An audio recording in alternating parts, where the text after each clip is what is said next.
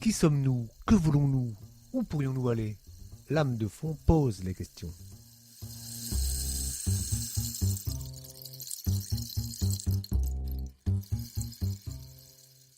Aujourd'hui, dans l'âme de fond, nous allons parler d'une initiative jeune, nous allons parler d'un commerce ambulant. Il s'agit d'une friperie qui se trouve dans un bus anglais. Monsieur Gigou, le propriétaire de cette friperie, nous en parle.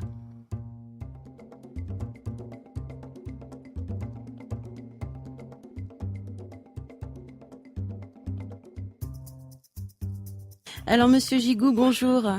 Alors, vous êtes le propriétaire d'une friperie ambulante.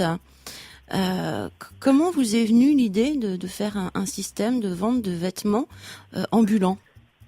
Voilà, donc nous, l'idée est venue de deux choses différentes. Donc déjà, la première chose, c'est venu d'un souci économique pour faire des économies, car l'achat d'un fonds de commerce de nos jours est très très cher, et puis le loyer est une grosse charge à supporter. Voilà. Après, le deuxième point, c'est parce qu'on trouvait que les friperies qui étaient en Bretagne avaient le souci, le défaut d'être tout le temps en fixe. Voilà, donc en fait en friperie c'est un gros souci parce que les vêtements se renouvellent peu. Voilà, donc nous par le fait de tourner, à chaque fois qu'on arrive dans une nouvelle ville, on découvre entre guillemets une nouvelle clientèle, quoi. Voilà, donc ça permet de diversifier et à chaque fois d'avoir de nouveaux vêtements au vu du public. Alors, il faut dire quand même que vous avez une particularité, c'est que votre friperie se trouve dans un bus anglais. Oui. Alors, pourquoi ce bus?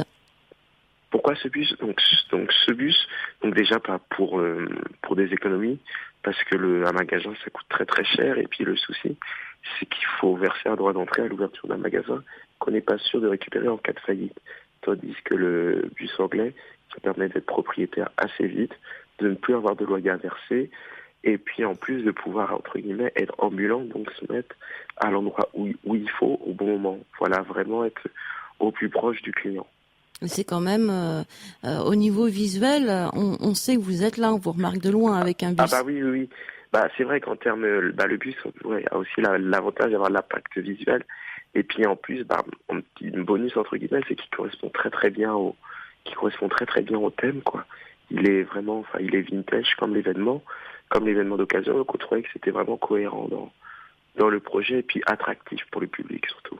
Alors, vous vendez des vêtements donc vintage, des vêtements d'occasion. Vous les trouvez où, ces vêtements? Voilà, nous, pour acheter nos vêtements, on a 3 sources d'approvisionnement possibles. Donc, la source majoritaire à 95%, on va dire que c'est l'achat auprès de fournisseurs. Donc, il y a 2 fournisseurs, l'un en France et l'autre à l'étranger. Donc, on achète par sac de 50 ou 100 kilos.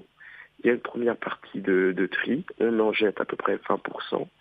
Et le reste, on lave et puis on met dans le bus. Voilà, en fonction des saisons.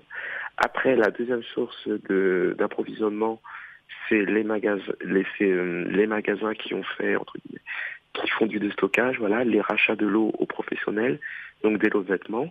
Et puis la troisième source, qui est vraiment faible, qui représente 1% des vêtements, c'est le don spontané de certaines personnes.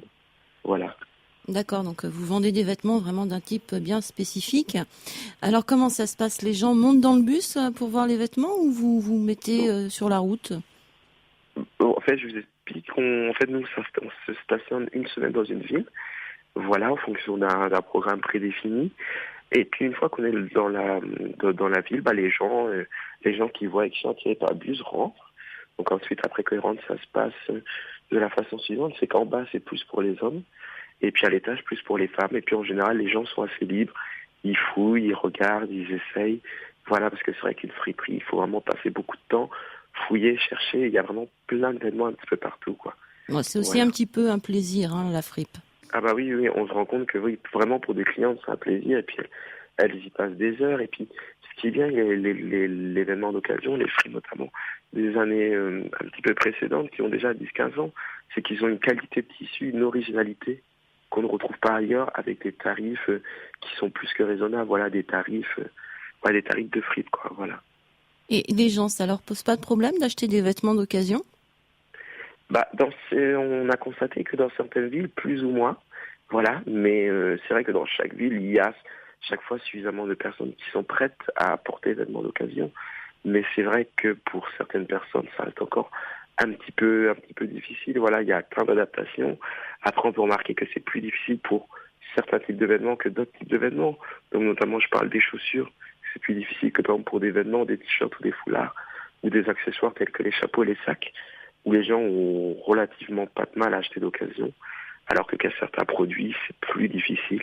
Mais bon, c'est vrai qu'avec, entre guillemets, le fait d'avoir le bus, certaines personnes montent au début plus par curiosité, plus pour faire une petite visite du bus, pour le côté atypique de la boutique, que pour acheter, au final, se rendre compte que les vêtements d'occasion ne veulent pas forcément dire vêtements de mauvaise qualité ou vêtements sales. Voilà, c'est vraiment les gens, des fois, ils peuvent avoir des idées préconçues sur les vêtements d'occasion, alors que c'est pas du tout le cas, quoi. Voilà, c'est des vêtements qui sont propres, de bonne qualité, et puis surtout qui n'ont rien à envier avec les vêtements neufs, quoi. Voilà. Et comment est-ce que vous organisez? Alors là, il me semble que cette semaine, vous étiez à Châteaulin. Oui, absolument. Comment est-ce que vous organisez vos tournées Bon, comment on organise nos tournées? Donc, à la base, c'est vrai qu'on avait essayé de faire, entre guillemets, une boucle bien prédéfinie. Donc, une boucle qui aurait commencé par Quimper, après on serait remonté sur Châteaulin, on serait monté sur Landerneau, après Brest, voilà, ainsi de suite. C'est un tour de la Bretagne. Donc, on s'est rendu compte que dans un premier temps, c'était un petit peu difficile avec les autorisations de mairie, car il y a certaines annulations, les mairies peuvent être un petit peu réticentes, donc c'est difficile de prévoir longtemps à l'avance. Donc maintenant, ce qu'on essaye de faire, c'est respecter au maximum notre schéma initial, mais pas avoir de quelques modifications. Donc le mieux pour nous suivre, pour suivre nos dates, c'est soit notre site internet, www.retrox.com, soit notre page Facebook, ou soit notre page Twitter ou Instagram. Voilà, et puis après, on essaye de mettre à jour le calendrier grosso modo, tous les mois. Voilà. Nos auditeurs retrouveront bien sûr toutes ces informations sur le site internet radioévasion.net et puis on espère que vous passerez dans notre région et qu'on aura l'occasion de monter dans le bus. Oui. Nous, vraiment le but de Retrox, c'est vraiment d'aller partout. Donc c'est vrai qu'on fait vraiment toutes les villes et puis on aura l'occasion, donc proche de Radio Évasion, ça sera, je pense le plus proche, ça sera Landerneau. Voilà, ou sinon Brest, ou Châteaulin aussi. Voilà, pour la clientèle qui est dans le périmètre du Fou et alentour. On va vous suivre avec attention sur Internet.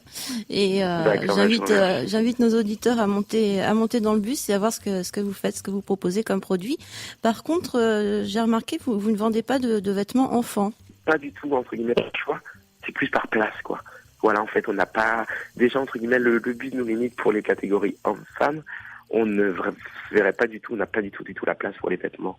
Mais après, c'est peut-être un projet qui serait intéressant de monter, c'est de faire un bus exclusivement réservé aux enfants. Donc peut-être à voir dans un futur. D'accord, en tout cas, je vous remercie beaucoup. Je vous souhaite une très bonne continuation et puis à très bientôt alors. Merci, c'est moi qui vous remercie. Puis c'est gentil, je remercie la radio Évasion du Fou pour cette interview et puis pour avoir pris le temps de faire connaître à son auditoire mon concept. Voilà, merci. Merci beaucoup.